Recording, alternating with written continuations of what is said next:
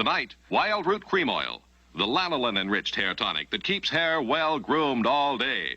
Wild Root in bottle or tube brings you the Twilight Zone. You know, this was me 5 years ago, and it's still me. As I confess, I'm a waistline watcher from way back. Well, that's enough for today. Now for a lively lift. Ice-cold Coca-Cola. There's no waistline worry with Coke, you know. Actually, this individual-sized bottle has no more calories than half a grapefruit. Another thing, the cold, crisp taste of Coke is so satisfying, it keeps me from eating something else that might really add those pounds. Coke's a natural, wholesome blending of pure food flavors. I guess that's why everyone likes the refreshing new feeling you get, only from not-too-sweet Coca-Cola. And no wonder. Lively, lifty Coca-Cola provides a welcome bit of quick energy between meals. Makes for a pleasant pause in a busy day.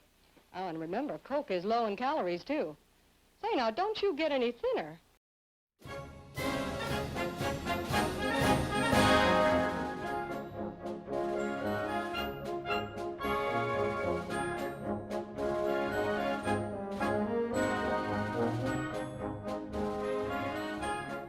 And we're back with the finale. I don't know. All right, I'll do a different one. Ready? And we're back doing a horror movie, which I guess we technically do need to do a horror movie next, because we haven't done a horror movie. We did Halloween. Oh yeah, you're right. Never mind. We have to do another one? And we are back for the final time here at Shelf Life for volume Forever. 4. I made it. Yeah, this is not the series finale. This is the season The finale. volume finale Of Shelf Life, the final segment of Volume 4, and the last bit that we need to cross off the list before we go on a break for the rest of the summer. Rachel, what is the final episode that we will be covering? We are going to be discussing episode 8, Time Enough at Last. So with this one, I will ask you, Rachel, do you have any history with Time Enough at Last? And what is it about? So history-wise, I just know this story so well at this point. I've seen the episode. I've seen it depicted in other pop culture like areas of pop culture that I just feel like I know it. I don't remember. Did The Simpsons do this one? I know Futurama did. I know Family Guy. I can vividly remember the Family Guy one because it's with Peter's brain cells at the end of that episode where he keeps getting drunk. Oh yeah, I think I know what you're talking about. And I feel like Simpsons would have done one as well, but I don't recall because it would almost have to be Treehouse of Horror. I would assume it is, right? I mean, they did a little bit with the Omega Man. Otherwise, like, besides that, yeah, it's referenced in so many different places. It's just like, it just feels like it's there. So I don't have like a memory of being like, oh, the first time. I don't have a clue. Yeah, I feel like if you are fortunate enough, again, like we said during the segment on The Lonely, if you are fortunate enough to come into this episode not knowing what the ending of this episode is, stop and go watch it first and then come back. Yeah, we'll take a break. Here we go. Pause. Okay. All right. So good job. Now thank you for watching that. Let us know if you enjoyed it or not. It's absorbed into the osmosis of pop culture, I think, at this point. So it is hard to say I didn't know what the ending was. I think it is interesting. The interesting thing about this, though, is the first time I actually watched it, I didn't know what the middle was because they make it seem like he jumps to the end right away. Yes. And any time that you see this in pop culture, and that's not the case at all. He goes through a lot of emotions. Absolutely. There's a lot more going on. Throughout the episode. Yeah. Than just the ending and the twist. Mm-hmm. There's a lot going on. Mm-hmm. Mm-hmm. So this is Time Enough at Last. Oh, did you want me to say what it's about? Oh, yeah. I'm sorry. I did. Yeah, we didn't do that. I guess we're just like talking about what it's about, but we don't know what it's right. about. There is a man who loves to read. Some sort of apocalyptic occurrence happens, and he is the last man in the city on Earth. I don't know. We don't know really how. We don't know anything outside of his little area. But Right. To him, he is alone, and he's the last. Yes. He's the last man on Earth. It's pretty... It's very sad. It's kind of it's a trope story of being the last man on Earth, especially from this time period of the Cold War, because people were truly afraid that they were gonna bomb the hell out of the place, and like, what would it look like? So you'd always need to have a last man on Earth character so that you could see that, whether that is the Omega Man or the last I Am Legend, or even something like, you know, Planet of the Apes and those kind of things pull at the idea of like, the world blew up and now you're alone. Right. So in a very, very similar way to The Lonely, this deals with isolation, persecution, loneliness. It's almost like it was on Serling's mind or something when he was making all of these. And it fits into the Volume 4 stories a lot, and this idea of man destroying itself, and the nebbish and the meek inheriting the earth here in the form of Henry Bemis? Is it Bemis? Bemis? I can't remember how they say his name. I think it's Bemis. I would assume Bemis. I think it's Bemis. I'm pretty sure it's Bemis, now that I'm like reading the opening narration. So Mr. Bemis, played by the legendary Burgess Meredith. Rachel, Burgess Meredith, for you, but best probably known for going quack, quack, quack, quack in Batman 66 as the Penguin. I cannot picture this man as the Penguin, but I could see it. Others probably think of him as Rocky's trainer. All right. In Rocky. Fair to say others. But for me, he is the Penguin.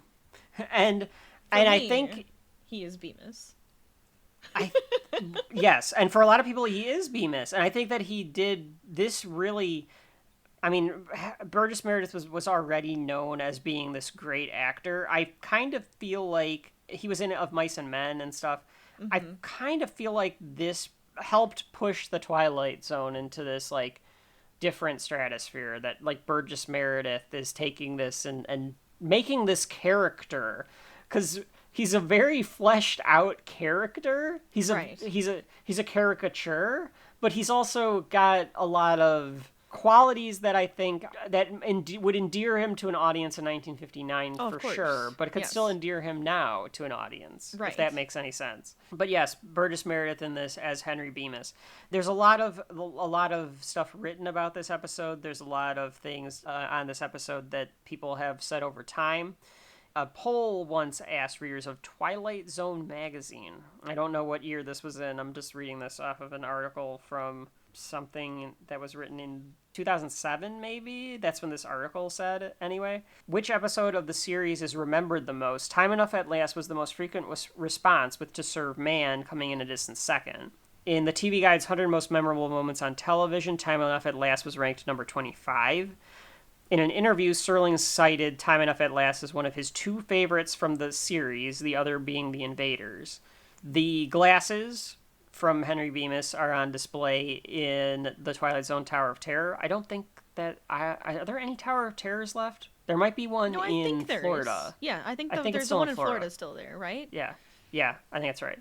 So his glasses are in the lobby. They are supposed to be reading glasses, but Meredith wanted to wear the glasses the entire time. Honestly, to be able they look to play. Like he's just blind. I mean, there's no way those are only reading glasses. All right, as a person who needs her glasses to see, I understand.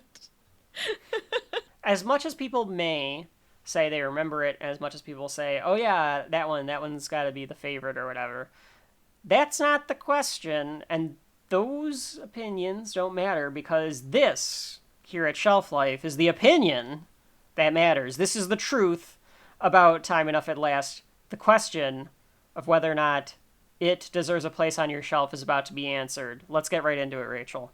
Let's go. This episode debuted on November 20th, 1959. It was directed by John Bram, and of course the teleplay is by Rod Serling. The teleplay is by Rod Serling because it's actually based on a short story by Lynn Venable titled Time Enough at Last. I think the ending is different. I think the ending is Serling's, but don't quote me on that, folks, because I actually don't know the answer to that question, but I think that's where I feel like I have the difference to go is. read it quick. It's in different, what would you call those? Anthologies. I think it's in some different anthologies. It was published, but they don't actually say what the plot of the story is. So I don't know. I can't find anywhere that actually outlines the plot for that. The episode begins, and it actually doesn't begin with the opening narration, so we'll have to save the opening narration for a bit further down. But it begins in a bank, and there's people walking around, and we go to a teller, and the teller is counting this woman's money while he reads. He has a book underneath the table. I don't think I could do a good Burgess Meredith, but it's kind of like this. Oh. It's Very Henry dorky. Bemis. Yeah. And he asks this lady, who I think is about to kill the dog from Gremlins. That's so true. It is that woman. Oh my god. Mrs. Deagle, I think, is in here. That's the name. Oh, Mrs. Deagle, have you ever read David Copperfield? He is going on about this. Rachel, please describe Mr. Henry Bemis. Well, he's not the voice you're trying to do, which is very difficult. Burgess Meredith has a very distinct voice, but it's kind of like that. Yeah, he looks kind of like a dorky kind of dude. His hair isn't like perfect, you know. You're right. He does have a little bit of a disheveled look, especially for 1959. Yeah. Well, I think He'd be that might be the ostracized. idea of him being a bit poor, right? Well, it's a bank teller, so whatever they make. Sure. He also has almost a handlebar mustache. I don't know what kind of mustache you would call that, but it gets very pointy at the ends. And then he's got these massive, very high prescription round glasses on. Some Coke bottle glasses. Oh, very much so. If you will. Absolutely. Some very, very distinct Coke bottle glasses. If I that think. didn't ruin his eyes doing these takes, like, I would be so surprised. Oh, you think that If he had I those guess they'd on have for to- long enough, his eyes would, like, be doing that thing. Well, because he tries most of the time to get his eyes in frame so that he can be like, "Ooh," like he yeah, like they almost look bulges like he's his eyes out. cross-eyed. Yeah, it makes him cross-eyed and stuff. Yeah. Because I was gonna say, you think that there's actual like prescription in them? Well, the way that there's something that magnifies at least. They're at least like a magnifying glass. Yeah, you're right. And even if it is a practical effect, there's yeah. All right. Yeah. He's so distracted by David Copperfield, and he's explaining all of these wonderful characters in this book, that he shortchanges Mrs. Deagle, or whoever the woman is. The lesson here is a bit muddled, because he cannot do his job right, because he's so distracted by books. Oh, he's so distracted just by reading in general, we'll get into. Yes.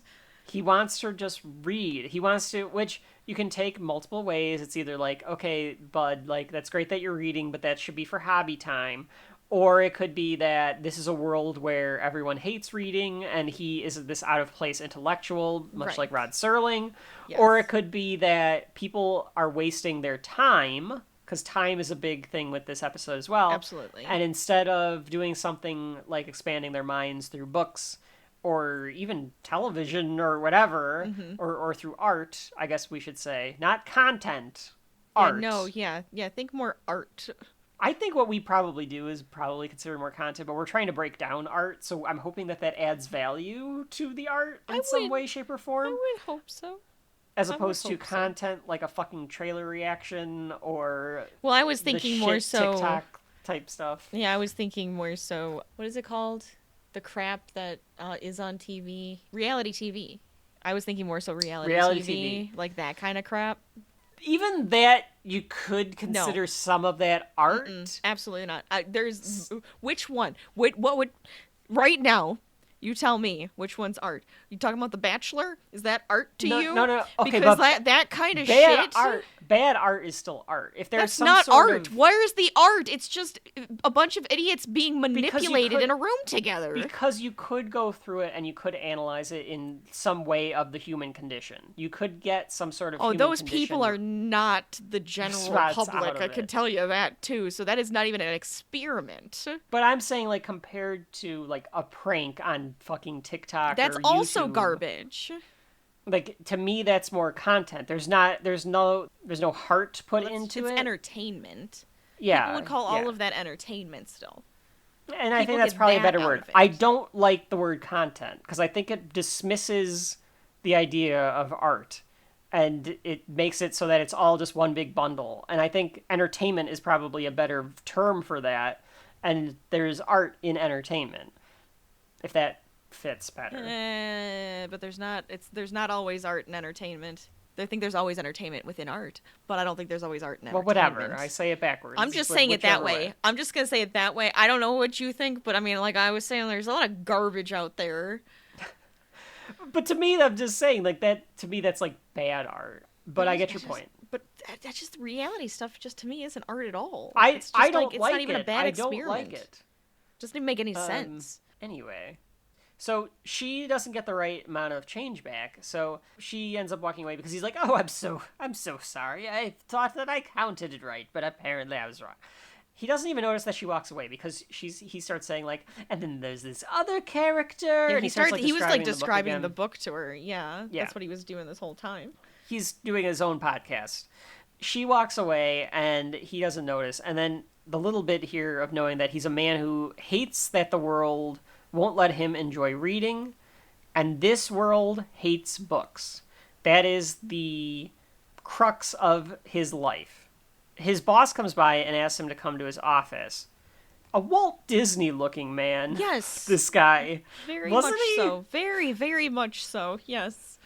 I don't think that means anything. I think that's just a look that people had back then, but I was like, who's this Walt Disney-looking motherfucker?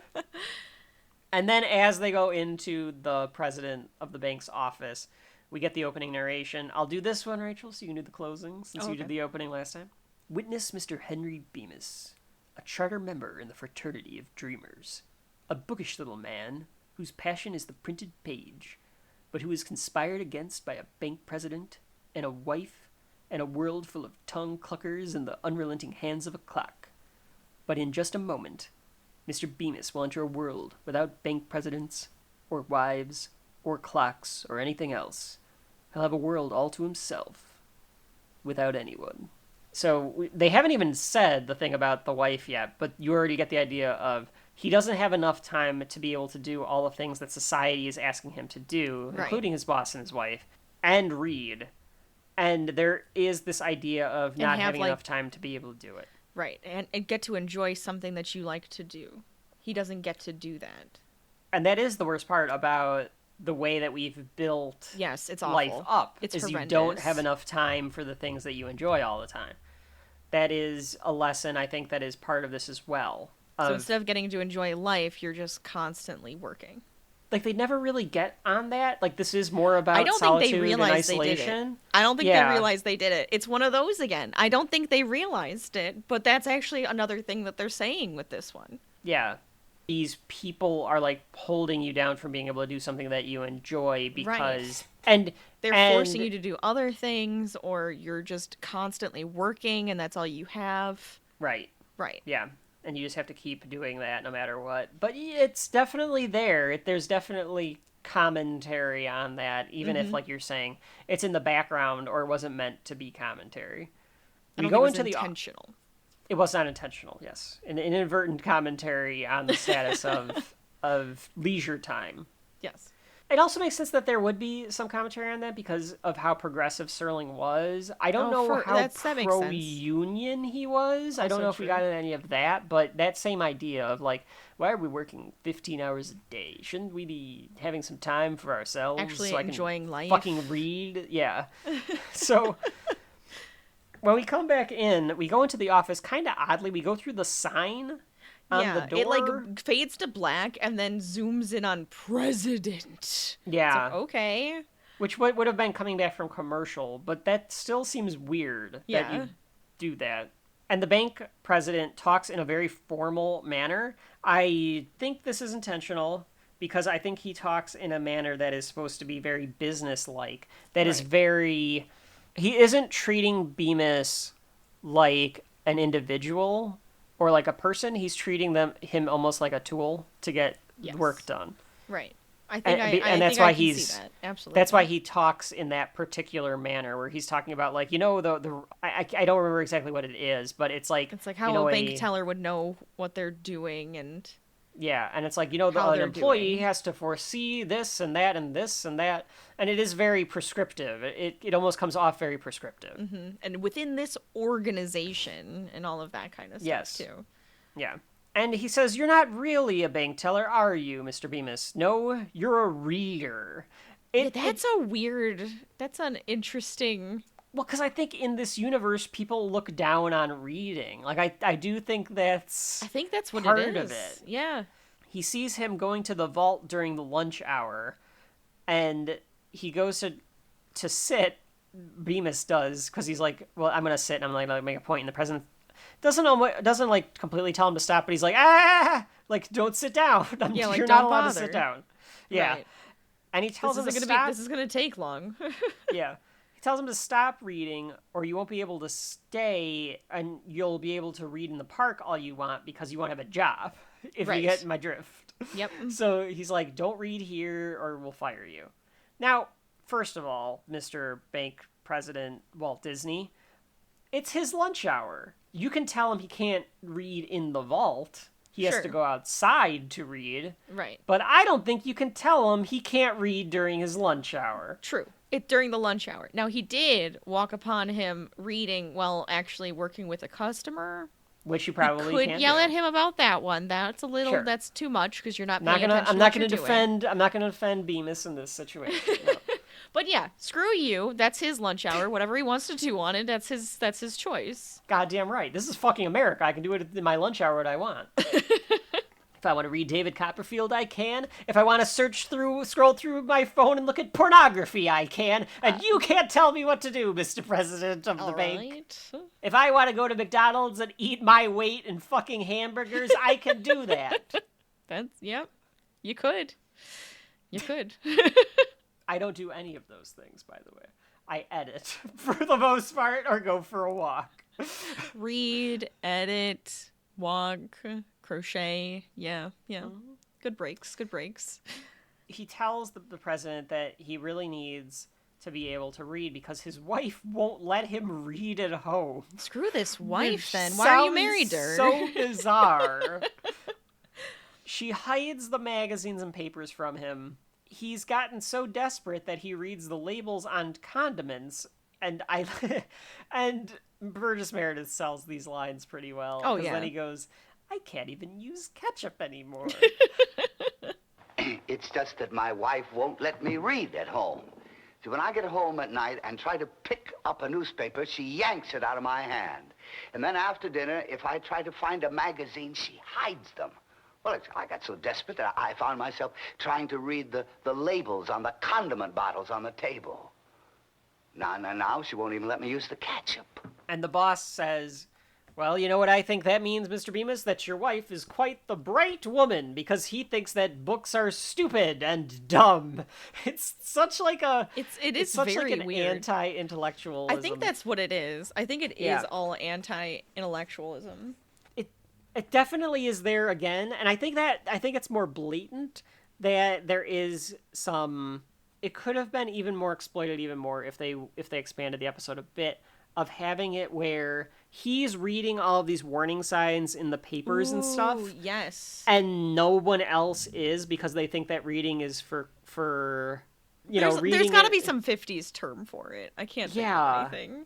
Yeah, reading is for... squares? Squares? Yeah, reading's for squares. So they can't bring themselves to do it, but because he's reading all of this, he knows that it's going to happen. He's actually, seeing a correlation between it all.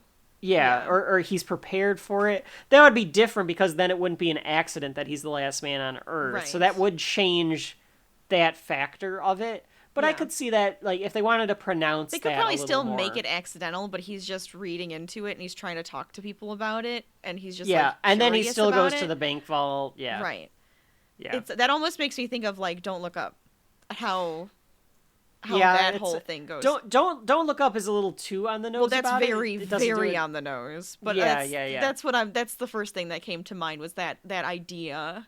Yes, because Don't Look Up is supposed to be about anti-intellectualism and stuff, for sure. Yeah, that's the most recent one that we've gotten, I think. Because I feel like Hollywood is afraid to make satire about anti-intellectualism because they think they're going to lose revenue from half the country, or 35% of the country. Sure. It's like, just fucking do it. Well, do it. If that's what you want to do it. Maybe we should do more of that, because then you I could would say, love that if they did more of that. Tell That'd be people to interesting. shut the fuck up. Yeah. Yeah. Anyway, the Think boss... before you speak type of deal, you know? That's correct. Yeah. The boss says that he got in trouble one day because... he's like, remember when that woman tried to hit you? And he's... and Bemis is like, well, you know, I tried to explain to her that I was actually trying to read her lapel because she had a button on that was like a campaign button. Yeah. Yeah, and he was like, I was just trying to read who she voted for. And it's like the way that he says like who she voted for, that they're not saying he's awkward, the woman and thought that she was looking at her boobs. But that's what he was doing. Yeah. The way that Burgess Meredith plays it, you understand that because of the way he goes who and looks down, like right, like I wasn't looking at her chest. boobs. I wasn't trying to be lewd. It was like, and he's such an awkward kind of dude that it's like that worked out really well, like with how he said it. Yes. Yeah. So he's completely obsessed with reading. Maybe his wife just wants to get some. Maybe he's like ignoring the wife, Rachel. Like, is that possible? I guess that he's could be just possible. So into reading, and that's another one of these things where it's like, don't become overly consumed with a hobby as well, because you need to be there. Be a little bit more rounded. In be kind of present. Life. Yes, be present. Because I don't think, as much as Henry Bemis, I think is a protagonist and an innocent character, I think that he has flaws, and his flaw is that he is so obsessed with reading, and while his boss and his wife are mean to him, if he would leave that situation or adjust, he might be more happy. Like, he might be able to he would definitely be more happy if he could get out of, like, those two people, especially. I feel like if we haven't gotten to the wife yet. The wife, though, little extreme.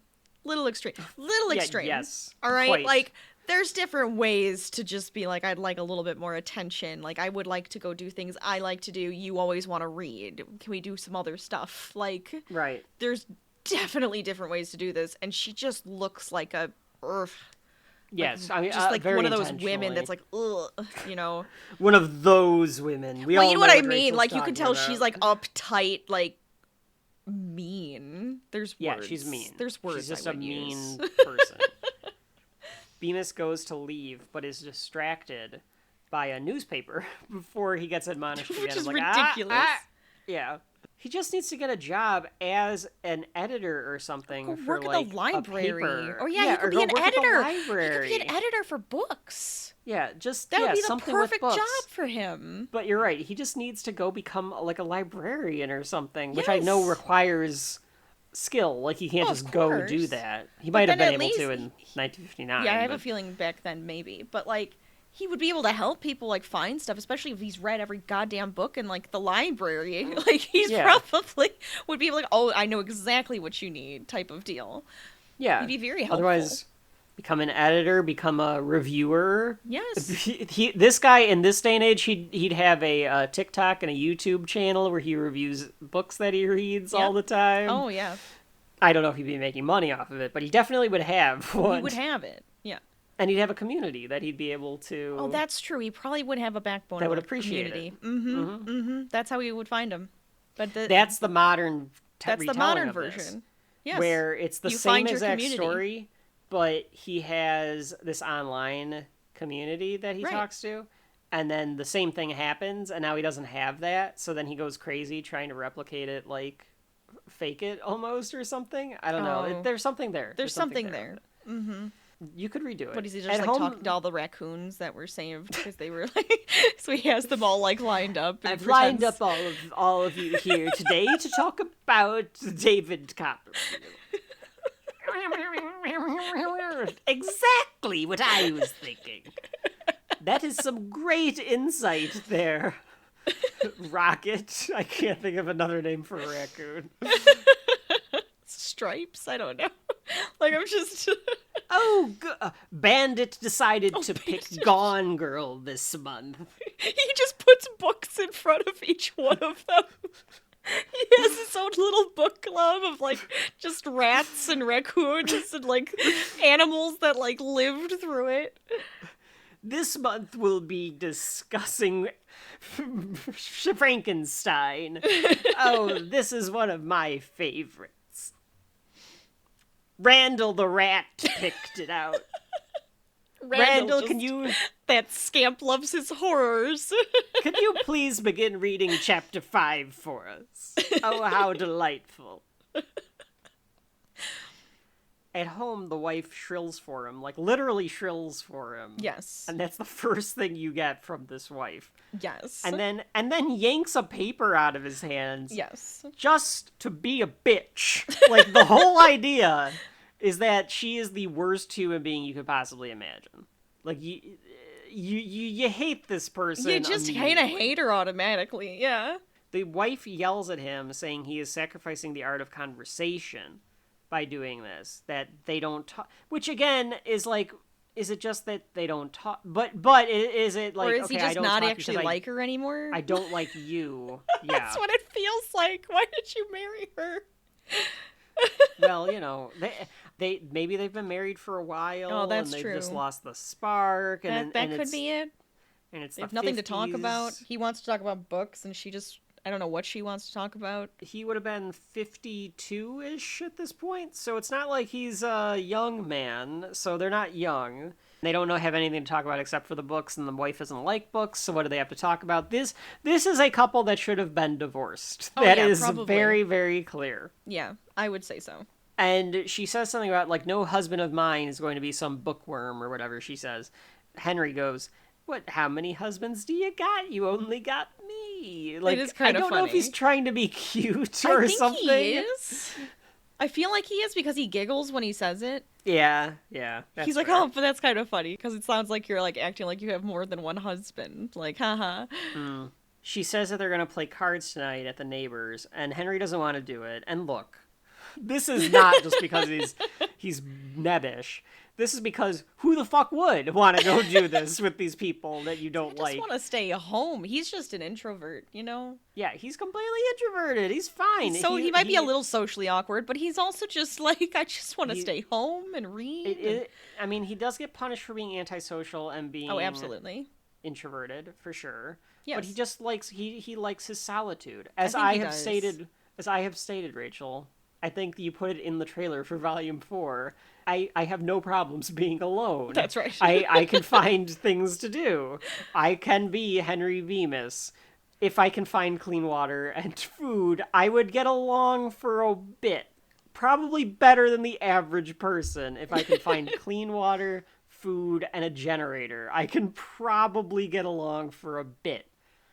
Then I'm going to have to decide what I want to do. Which, by the way, would probably be climbing a big building. Because I think that would be at least fun. If you're going to do it. I have no idea how to respond to that. He is to get dressed so that they can go. And he's like, all right. I can't remember the wife's name. I know he says it at some point, but I can't remember what her name is. But he says, like, okay, like, that's fine. Helen. It's Helen. I knew I would be able to remember it if I, like, said it as Burgess Meredith. He tells Helen, like, he'll get dressed, and he says, that's fine, we'll go. When are we due? And she's like, 15 minutes.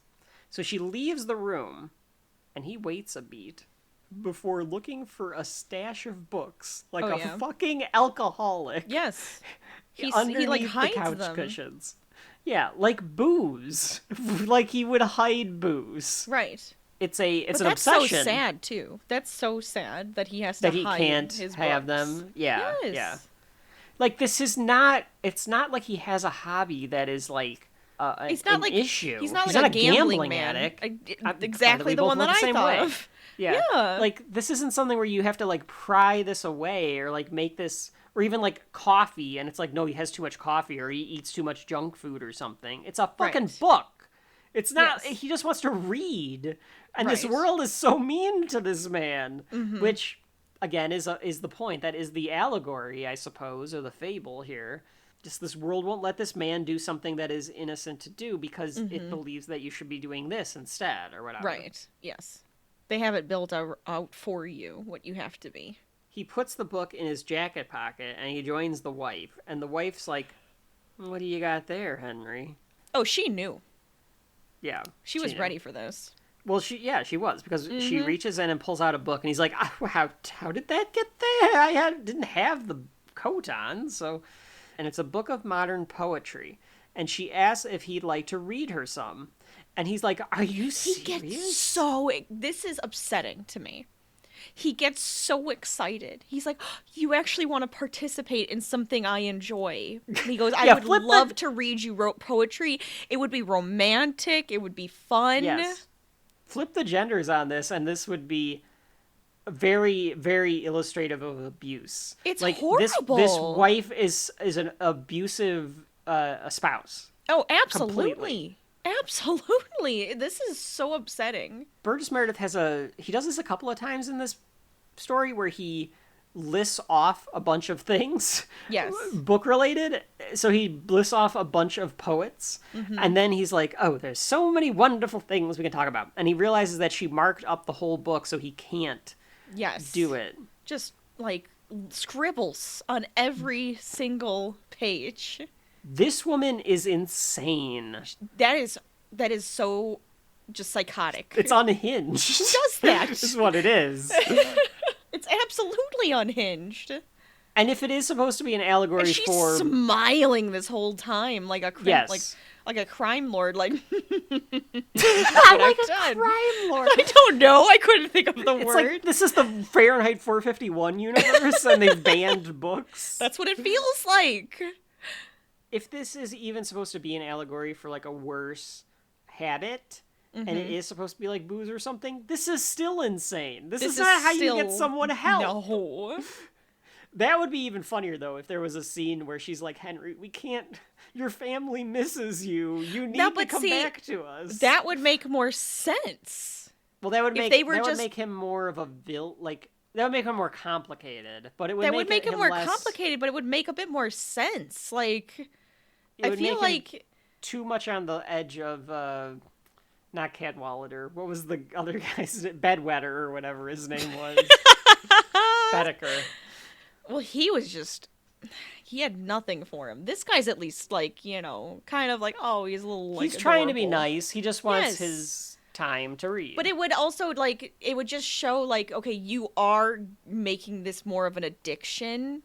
Yes. Than a hobby or something you enjoy. If, like, his family was like, okay, we need to have, like, words about this because we do miss you, and you're like not all you do when you come home is read. You don't pay attention to us. And honestly, I kind of wish there was a line where she would be like what if like one day you don't even get to speak to me about your books, like something like that would be so good, because it's just like that foreshadowing, right? Instead, what it all is, she means is I'm going to divorce you. But I think what they're depicting more so is that this woman is insane and he's a spineless weirdo. Yes. And that it's a world that hates the concept of reading. The concept of reading and art and all of that. She says a grown man should not read this doggerel. And I was like, is that some sort of 50s term? It's gotta be. It is not. Oh. It is doggerel. Is poetry that is irregular in rhythm and in rhyme, and often deliberately for burlesque or comic effect. There is no way that woman would know that word. Yeah, that is a total Serling word. I think it is supposed to be, though, that like he's reading this. It's crap. It's like saying, it's drivel. It's drivel. What parts? The drivel parts. That is one of my favorite moments of all time. What is that from? That episode of Seinfeld where they meet Elaine's dad, and George is trying to impress him by saying he read his book, and Elaine's dad goes, "It's drivel," and he goes, "Well, maybe some parts." And he goes, "Which parts?" And he's like, "The drivel parts." What were we talking about? Oh yeah, no, I think that the point with the doggerel comment then is that she thinks it's like. It's an allegory for the Twilight Zone. The Twilight Zone is sci-fi. this is garbage. Why would you do anything with sci-fi? You can't talk about anything with sci-fi. It's not sophisticated. It's the same thing with saying doggerel poetry. This is comics. This is something that doesn't have substance. Mm-hmm. So at the same time, though, I could get that if he was really into sci-fi or something like that, but he's just into reading. Like, if he was like, why don't you read the paper? It's more intellectual or something like that. Right. That could have been another way to, like... This one reads everything. So it's not like he has one specific thing that he's, like, super into reading either. Right. So if it was, like, sci-fi books or poetry books or something very specific, but he's just, like, anything... I really do think that Black Mirror or something really could take this and take this same concept, give it credit, make it... I feel like... I don't know. Sometimes I go, no, they shouldn't. I don't know if they should. You know what? I agree. It makes me nervous. I'm just saying pay homage to it. Like, you could see a Goosebumps book could do this exact same story. That's the one I could see actually doing it. And take it into a different direction than this, and have a different take on the same type of themes, and get a similar, like an allegory out of it. That's fair. That's fair. all I I'm could saying. See that happen. Like, take the core of this and do it. Don't redo this. Yeah, don't redo this. But take the core of it. Make it something. Yeah. Like when, Taming of the Shrew, or like Romeo and Juliet, or like when any of those stories get redone in a modern context, that's what I'm saying you could do with this. Of course. Yes, that I'm Romeo and Juliet modern one. We've got a Taming of the Shrew modern telling on the list upcoming here. Oh, that's true. We'll find out about a year from now. Woo. Or 6 months from sooner. now. So when she starts ripping these pages apart, and it's just that he hates that these people cannot appreciate the arts, but he can't really do anything about it because he's so skittish and so meek. Yes. And she says this is such a waste of time that she begins to rip the pages out. He actually drops his glasses on the floor as he goes to pick up the pages. Right. But it's the floor, so the glasses are fine. Mm-hmm. That in mind. Right. That is foreshadowing, quite literally. Mm-hmm. And then he gets back up and he goes, "Why, Helen? Why do you do these things?" Which is so sad. And then it is, because that means that she's done other things. And she goes, "Because I'm married to a fool." And it's like, what an asshole. This person is such a jerk. She's horrible. She is such an abuser. Realistically, this man has grounds for divorce. I mean, I think it's 1959, so you probably can just go divorce your wife without her knowing at this point. Well, I mean, you can do that. You should be able to do that. You should be able to divorce your spouse without them consenting to the divorce. My point is that I think a man could just be like, "I'm going to drown that woman if I don't divorce her." And they'd be like, well you have the option, sir. Yeah. He'd have the option for it.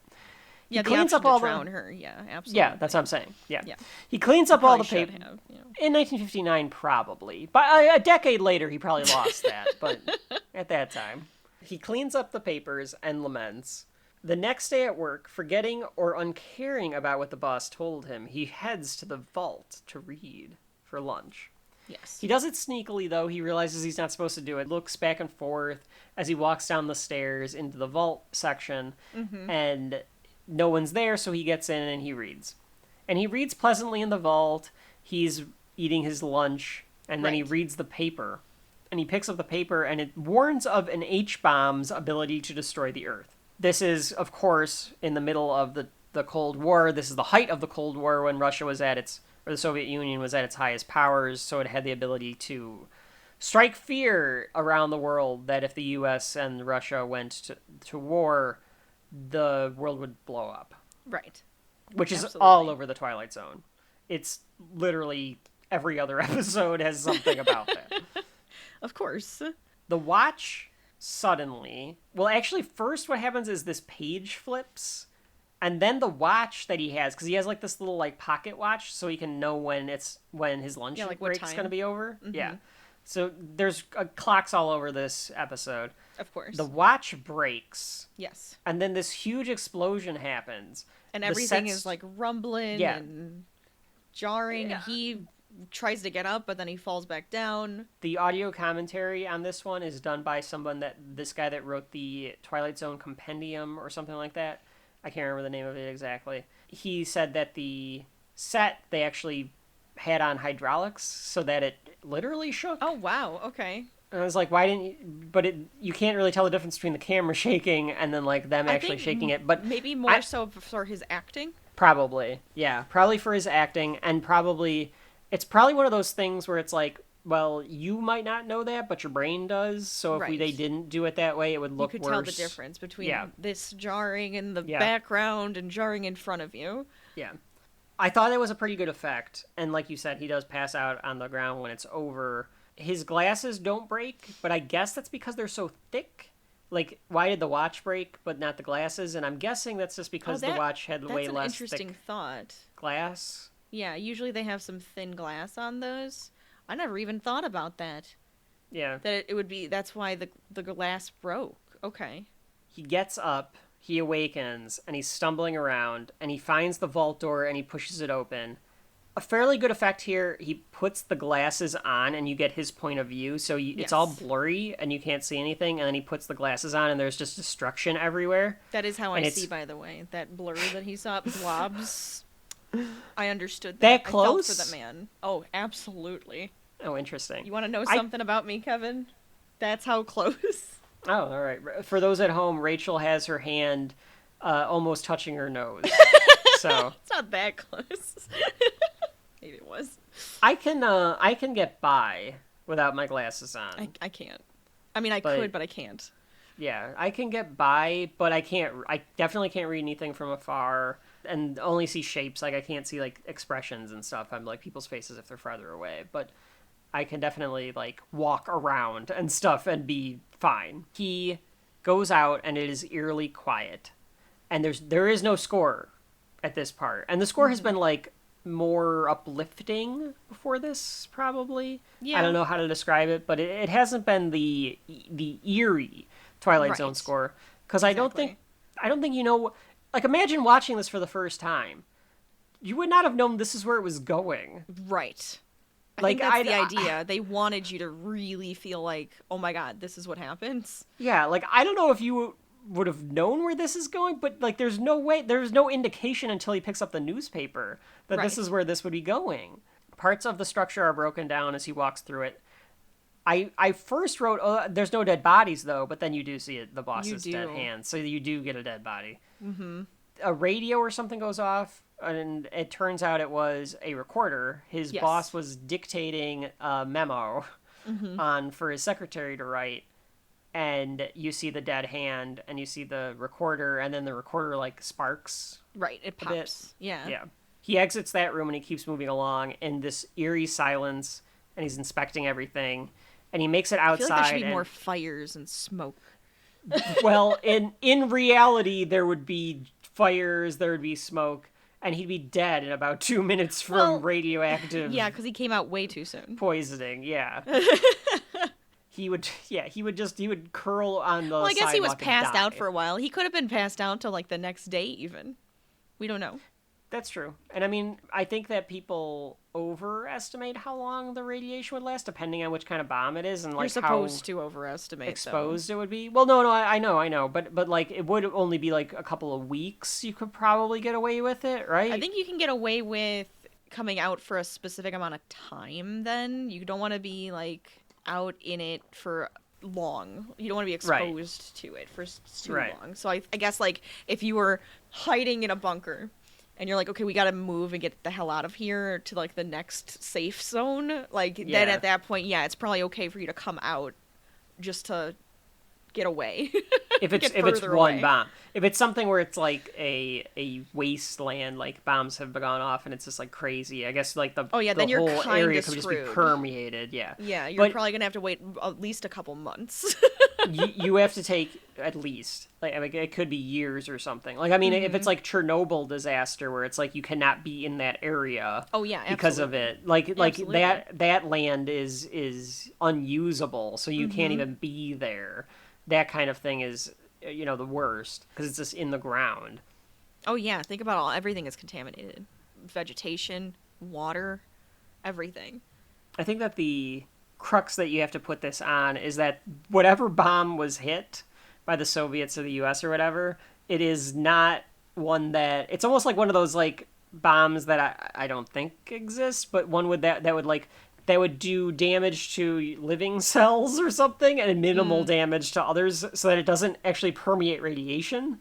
It just kind of wipes stuff out. Oh, sure. Like, I mean, I guess at that point it would be something that does, like, electric stuff, like the electric... Yeah, like the electric kind of radio thing. stuff. Like, everything like that, it would have to be very specific for that. But it would I still guess... cause a lot of devastation.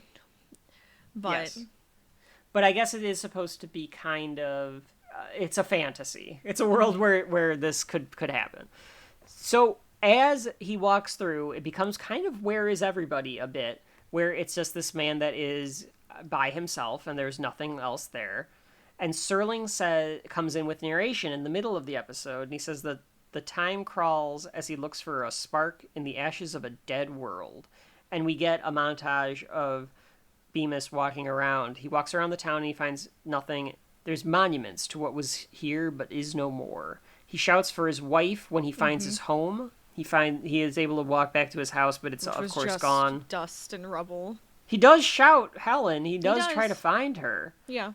And then he spends 8 hours going through this graveyard. This is where I think a lot of people forget this part of the episode. Oh, because I think a lot of people just go, oh, good, they're all gone. And he starts wiping his hands of it. And it's like, no, this man goes through the fucking ringer of realizing he cannot find another living being. Exactly. And it's devastating him. Absolutely.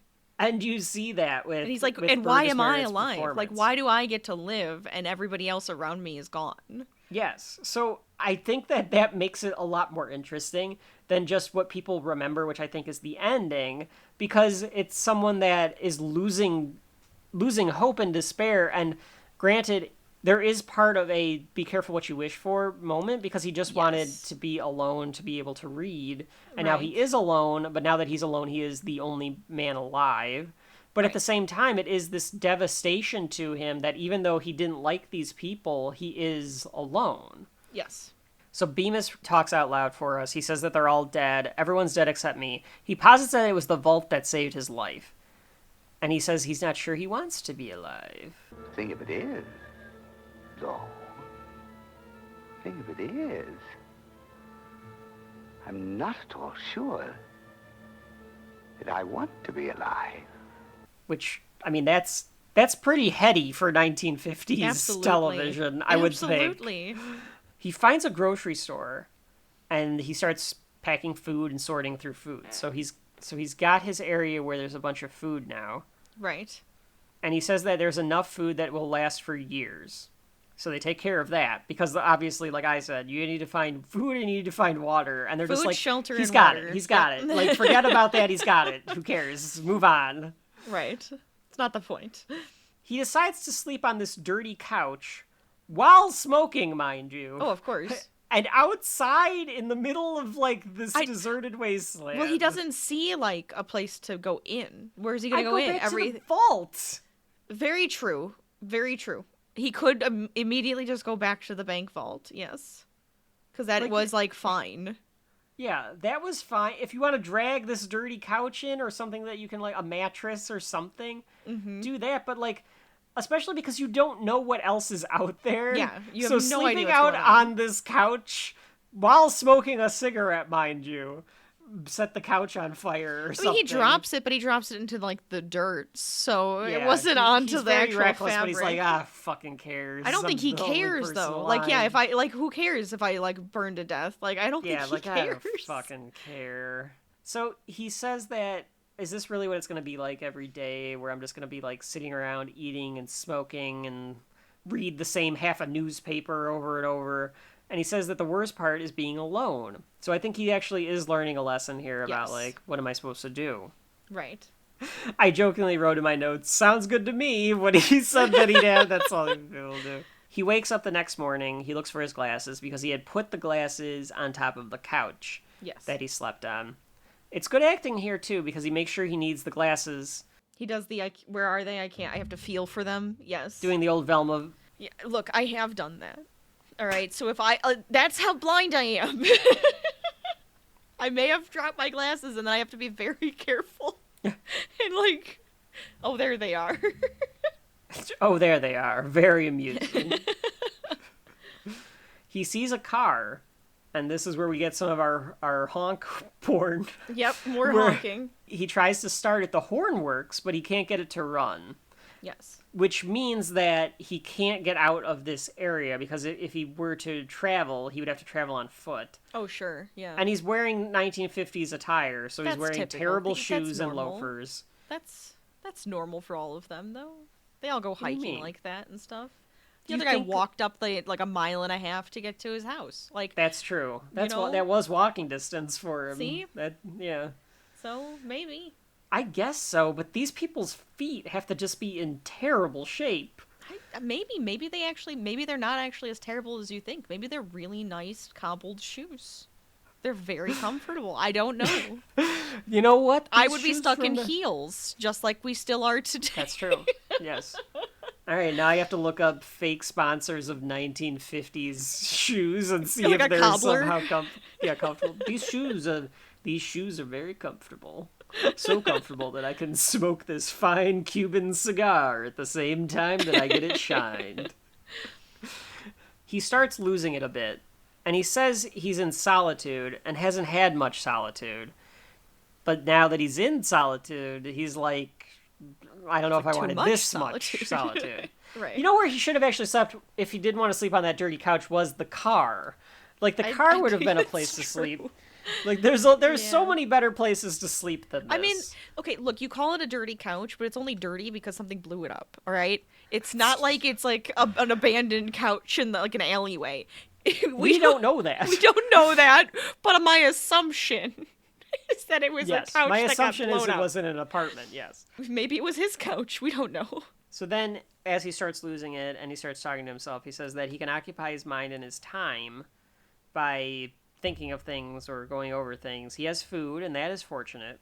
But as he does this, he starts screaming for help because he realizes that he's like all alone. This is actually a really good little monologue here by Burgess Meredith, because he's like, I have my food, and that's fortunate, and you could just see the despair. Yeah, it's like overcoming him, and then he just starts screaming for help. He's just going, help, help! It's a very creepy scene. I can't do that too loud. I don't want like my neighbors to think I actually need help. And I have enough food, and I'm really very fortunate. Yes, I'm really extremely fortunate. Help! Help! Help! Someone, please! Someone, please! Please, someone! It's kind of a creepy scene. I think that the score could have made it better. Yeah. If it was a more concentrated score on what the tone of this scene was, but it's still very well acted, in my opinion. No, I definitely agree. He goes by a sporting goods counter of stuff. I don't know if this could have been there's like a sign that says sporting goods and some sort of store, and he knocks over a cabinet. He just like trips on it because there's shit all over the ground from this explosion. Of course. In the case of the cabinet, he finds a gun, and he contemplates suicide. Oh, absolutely. Yeah. And he says if it weren't for the loneliness or the sameness, if he had something to do, he could get by. Like, so he's saying, like, I can do the typical, like, okay, I have to prepare food, I have to find these things, I have to do this. The daily tasks. But there's loneliness there. There's just nothing to do outside of that, so he's just stuck with his thoughts, and eventually that's going to drive him mad, and he knows that. Mm-hmm. So he picks up the gun, and he says, I think I'll be forgiven for this. For the way things are. I should be forgiven for this. And he points the gun at his head. Yes. And I was shocked they could do this in the 50s. Honestly, though, yes.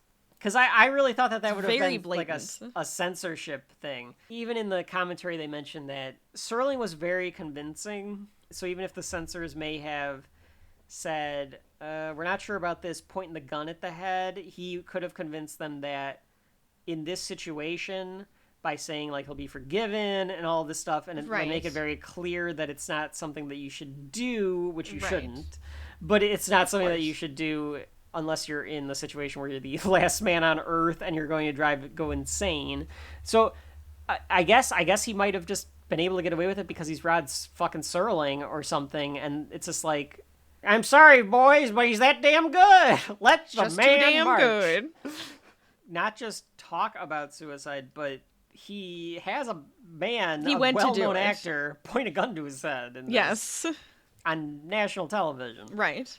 But as he goes to do it, which we don't even know, like, I guess I don't you even know if that thing would couldn't- have bullets in it. That's so- what I was thinking. Like, you could have had him click it and then the bullet's not there. Actually, you know Yeah. what the ending could have been? The ending could have been he pulls Oh, the gun no. back out No, that's so much worse. and he goes to and he pulls the trigger and it clicks because there are Oh no my bullets in it. god. That could have been, if you really wanted to fuck this character, that could Oh, have been that's the way so to go. mean. So as he goes to do it, he sees a sign that says public library. And he drops the gun and he runs toward it. And there are these huge steps. This library is fucking gigantic. I don't know what city this is supposed to be. Yeah, I mean it's like a city library, so you got those, Yeah. the fun steps to go up to it. Oh, for sure. Right? No, I mean it It definitely is has kind of a there's like it's like a crazy steps though. You're right. Yeah. So I'm assuming this is supposed to be like the New York Public Library, like Ghostbusters Library, or even like Yeah. they almost look like the Philadelphia stairs, like by They the really Rocky made statue, them which fancy. yeah, very fancy stairs. Mm-hmm. On the way up the stairs to the library, there's a giant clock. Yes. So it must have been like the clock tower for the library that was Oh, knocked yeah. over. And then he sees books have been flung everywhere. And he gets excited by all the books. It's just a treasure trove for a guy like this. It's his salvation. Yes. Because now he has something to do. And he plans out years of reading. Now, Yeah, he salvages what like books are okay. yeah, I think is the idea too. he should take all of these books to the vault. Inside. Or Inside. inside. Because it still could rain. Oh yeah. Could It just still could- destroy everything. Destroy all of this stuff. He just has them all stacked up. Maybe he's planning to stack them up. He's gonna read some. Yeah, I think he's a little just bit, organizing. and then he's gonna start taking them in or something. He plans out all these years of reading, which I guess you know what you read everything that you can get your hands on, and Absolutely. then when Yes. you run out, Yeah, when or you once he's- reread them, because If that you is reread shelf and life, reread and folks. re-listen you and read, re-listen listen, and- you reread, you rewatch. Yes, you do what you enjoy. If he finds a book that sucks, just throw it away. Throw it away. Doesn't go on Doesn't the have shelf. to be on his shelf. Doesn't make his which, shelf. which in this case should be the vault. Yes. But he finds all these books, he lists them all off. He sits on the steps. There's no score at this point. And he opens a book to start his journey into There's shelf time life. now. Yeah, he does say this. The best thing of all is there's time now. Yes, there's time now. As he looks and he touches the big clock. Mm-hmm. He grabs the big clock and he like pats it almost. Mm-hmm. Mm-hmm. And he says, "This is all the time I need and want. Time enough at last." And he goes to grab the book that he set down Yes. and slips a little bit, and his glasses fall off. And this is the spoiler alert, folks. And his glasses break. They shatter. Yes. All right. They don't just break. The glass in those shattered. And he picks them up. He feels for them. He finally finds them. He picks them up, and the lenses are completely broken. And he goes, "That's not fair." That's not fair. That's not fair at all. There was time now. There was all the time I needed. That's not fair. That's not fair. And the camera zooms away as he cries, and we get the closing narration from Serling. But before you do that, Rachel, there had to be some way for him to continue to read, right? I've always thought about that. I've always thought about could there be like another eyeglasses place like somewhere around here? Could he have found like somebody with reading glasses? Could he have found like a magnifying glass? Anything? Which he's But gonna have a hard time walking very around. blind. Yes, Yeah. it's all so blurry. He probably would have hurt himself or like killed himself trying to just walk around. Yeah. Because he was And you're not already gonna- stumbling with glasses. You're not going to think about finding a backup or a magnifying glass or something like that if you do have this issue, because why would you? You're excited about the book, so you immediately went into that because it gave your mind something to do. So it's Right. not like you're thinking, oh, you know what, though? I better find a replace. Like, I always think about that whenever I think about, like, what if this all crumbled? And it would be like, I have a pair of glasses and I have contact lenses that usually last me for a maximum of a year. So I would either have to really portion out that contact lenses or hope that I can secure those glasses in the best way, shape, or form, because if either of those go, that's it. It's what I always find fascinating about like shows like The Walking Dead or something, because it's like, are all of you like half blind? Yeah, I know. I have always thought Because- that too because of having glasses my entire life. I'm just like, I'm not a person who wakes up and the world is clear. All right. So how are all of you getting by? Like, I Yeah. want to see some people squinting. That's why sometimes in those types of shows, I have seen people with glasses. And it's like, yes, thank you. At least the glasses are represented in this, because it's just kind of one of those things. Like, I just couldn't imagine how this would go. This episode, of course, goes back and it ties into Arthur the Aardvark with Arthur's eyes. That's right. That's So right. now I just want a shot for shot remake of this with Arthur, and instead of a wife, it's just DW being That's right. a mean just to him. being mean in general. Yep. There was time now. Be great. It's one of You know that what? would just literally be one of his like fantasy like, and then he like That's what I was thinks about about to it. say. I kind of wonder if Arthur has Have done they done this. it? Because that would be Like amazing. it feels like it could be an Arthur bit. Rachel, what is the closing monologue that we get from Rod Serling? The best laid plans of mice and men, and Henry Bemis, the small man in the glasses, who wanted nothing but time. Henry Bemis, now just a part of a smashed landscape, just a piece of the rubble, just a fragment of what man has deeded to himself. Mr. Henry Bemis, in the Twilight Zone. That is the end of Time Enough at Last. One of the most famous endings of the Twilight Zone. Went through osmosis of it. The Family Guy one is probably the first one I saw if it wasn't the Simpsons one, where, like I said, it's literally like, I'm the only brain cell left. Well, at least I have my books. And then the glasses break for no reason, and he just goes, there was time now. That's not Right. fair. Like, it's literally the same thing. Exactly. Looking at some of these different things that there were themes of this, of course, is solitude and isolation. There's also the idea of nuclear war ending humanity, and I think that is overall one of the more prevalent things that you're supposed to get out of this too, which is, look, Henry Bemis thought that this is what he wanted. He got what he wanted even more so by having all the books. Yes. But in the end, one little thing goes wrong, that's the end of it. Right. And it almost seems like a smaller allegory for the bigger picture of, if one little thing goes wrong, we could bomb this world and it would be over.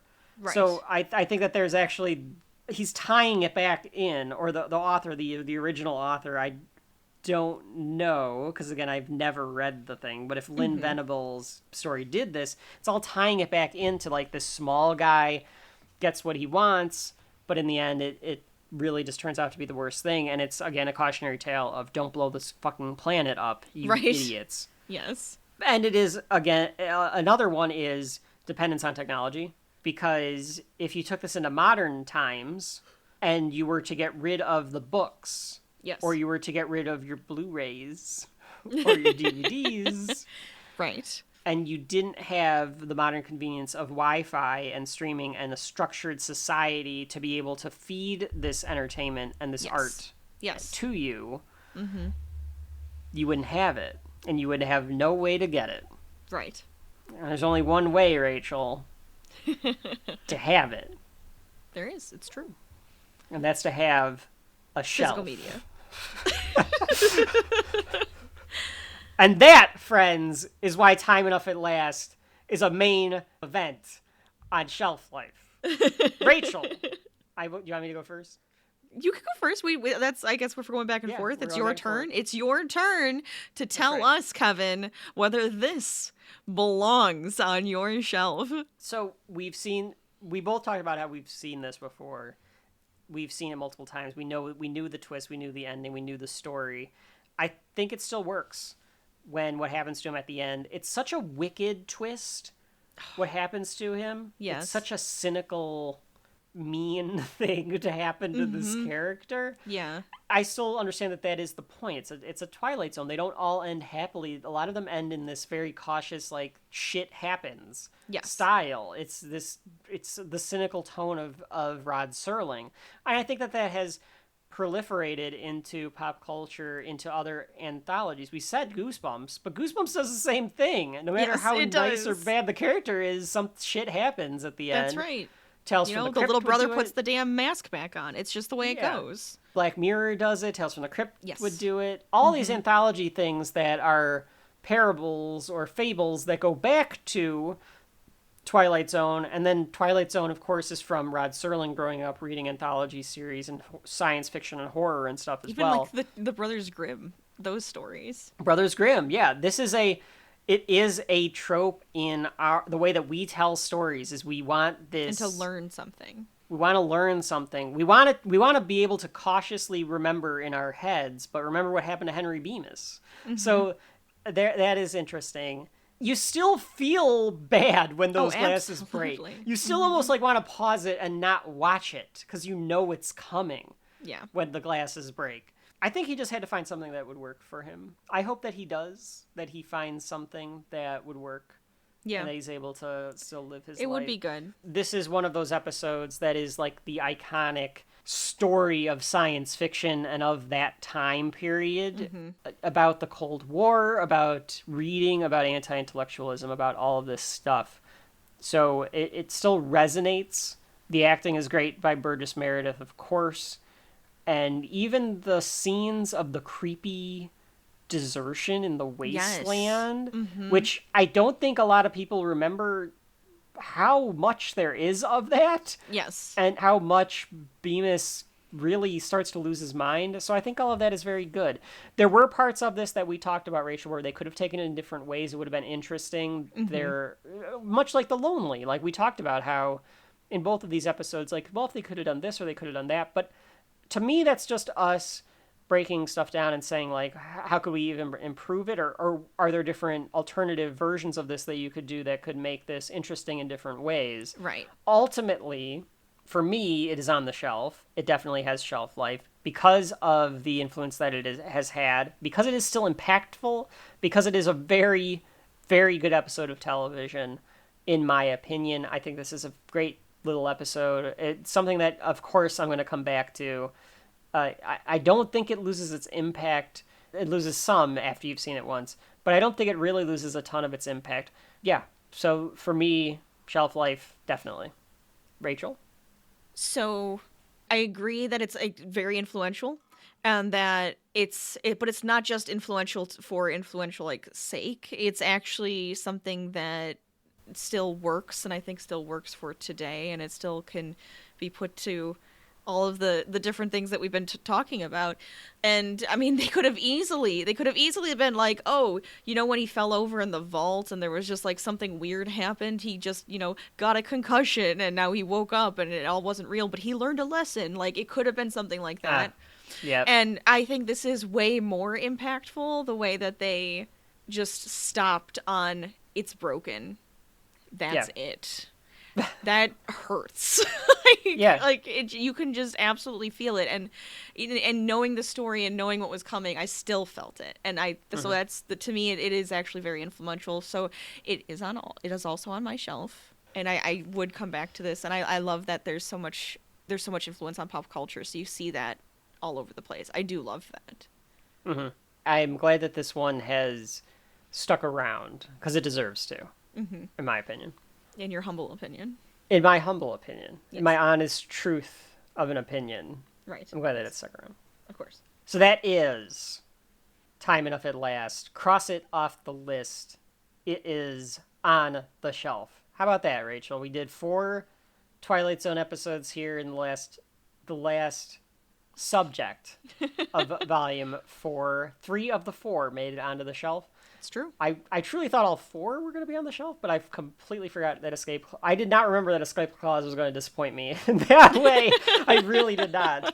But those other 3 are very classic for different ways. They really are. So yes, that segment of the Twilight Zone, and now we are able to escape the Twilight Zone. I think that's right. If that door will open over Have there, we done can it? finally get out. Can we? At least for now. Should we try it? We'll go, try it. Try it. Okay. All right. Rachel's opening the door. She's opened it. She pushed it. Oh, thank God. Oh, great. It's just the car again. We have to go back on the journey of pop culture. Darn it. I just wanted a nap. Right, hang on. There is a note. There's another note? How are there always all these notes? Who's leaving these? You can take a break, but remember, there's much more to come on this journey through pop culture. Oh, that's nice. That's All actually right. a good one. I'll take it.